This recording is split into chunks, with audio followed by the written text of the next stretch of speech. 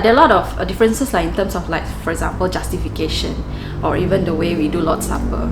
So I think I was caught up with that a lot lah. Memang, okay, what's the difference? Infused righteousness, imputed righteousness, or a lot of things. But ultimately, right, even in doing this and that versus that, this correct, this is not correct, ultimately, one thing that I realized for sure is that one thing that the reformers got it right is they got God right. They got the glory of God right. They literally soli Deo gloria in sola scriptura. Oh yeah, like after the sermon we sing in Christ alone. Yeah, so when I sing in Christ alone, I just shed my tears because now I can really understand what does it mean. In Christ alone, in Christ alone, my hope is found. Last time I sing, just oh yeah lah, in Christ alone, my hope is found now. But after I heard the Reformation, the history, right, I can really feel the weight, the essence of it. It's really in Christ alone, my hope is found. Yeah, sola Christus. Yeah, so it's very funny. Before I come for this sermon, I say, after this sermon, I will leave. I will not coming anymore. But it's through this sermon, God makes me convicted the truth, and then makes me want to stay in CRC. There's this one line by Pastor Robin in one of his sermons that really stuck with me until now.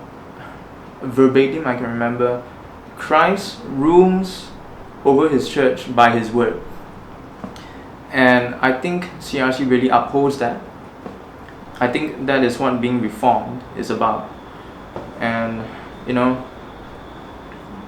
all of the life of the church, being reformed means that you see the word as boss over everything, because that is how God has ordained for it to be in the first place, right? So pastors cannot be above the word, and our own logic, our own reasoning cannot be above the word. Our own subjective experiences, emotions, testimonies cannot be above the word. And through, I just really see that in CRC. CRC is not ashamed of telling the truth. CRC is not ashamed of Romans 1, of how God is angry with sinners.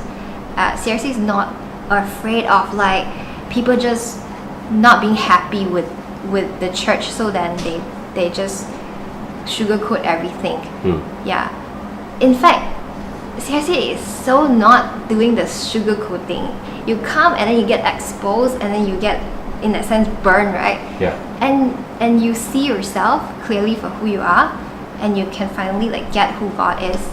And I think that is very full of grace in that kind of action, because CRC, the pastors understand what it is like to be a pastor to really shepherd the sheep, to really call the lost right back to God's kingdom.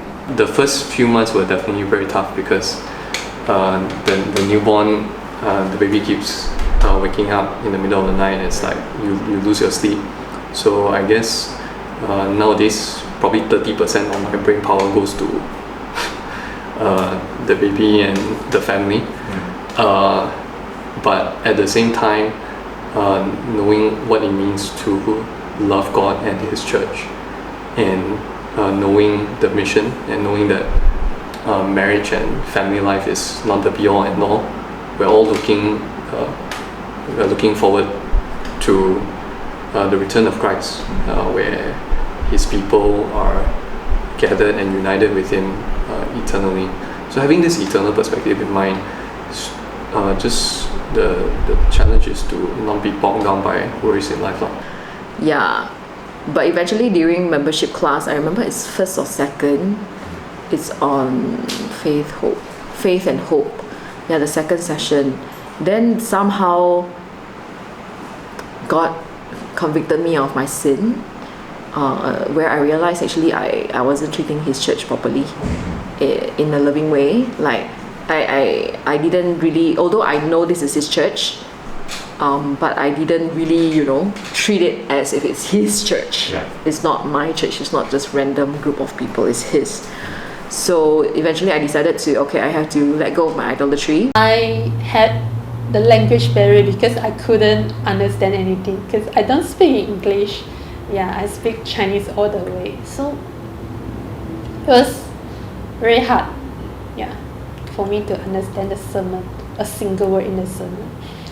Yeah, but after the sermon, like people approach me, and yeah, the people who know how to speak in Chinese, they approach me and actually translate everything in Chinese to me so that I can understand what the sermon is about. Yeah, and I can do a bit of a reflection after the sermon. Yeah, so that the sermon wasn't wasted. So idea was just once. After that, when I was regularly attending, it was something else. I think Corinthians. First Corinthians. Yeah. Yeah. What was tough about it? Everything was tough. yeah. It was. I didn't know. I didn't know how to read Bible, and I didn't know that. Yeah. There's so much context to it. And there was mirror reading. You know Corinthians, like mirror read, and there's like people asking questions and how to answer.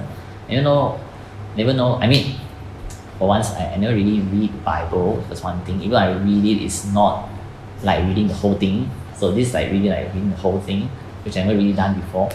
So it was tough, but it was very eye-opening, and in a way, I think it's slowly changing my heart.